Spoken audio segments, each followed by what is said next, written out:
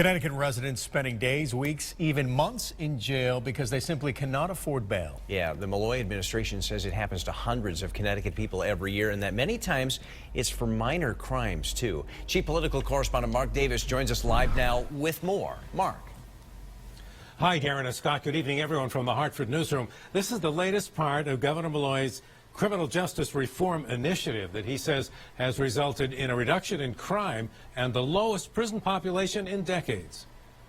About 140,000 people are arrested in Connecticut in the average year. As of today, 14,500 people are in some form of detention, most because they have been convicted of a crime. But according to the governor's office, about 500 are in jail because they can't afford to pay the bond that sets you free while you wait your trial date.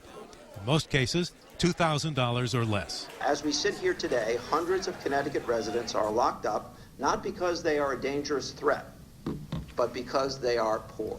Malloy's proposal prohibits a judge from setting money bail for anyone charged with just a misdemeanor unless the accused poses a threat or has a history of not showing up for court.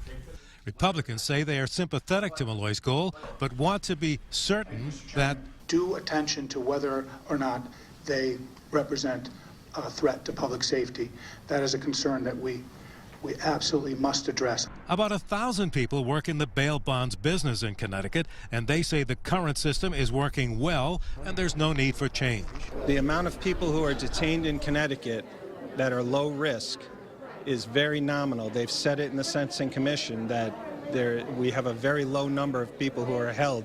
Is the bail bonds industry working against this just to protect their cash flow? One, I think these are generally not our clients anyway. These are folks at the lower levels. I think bail works in Connecticut. I think Connecticut is one of the most progressive bail systems in the country, and certainly is a model that I sell to other states as I travel the country.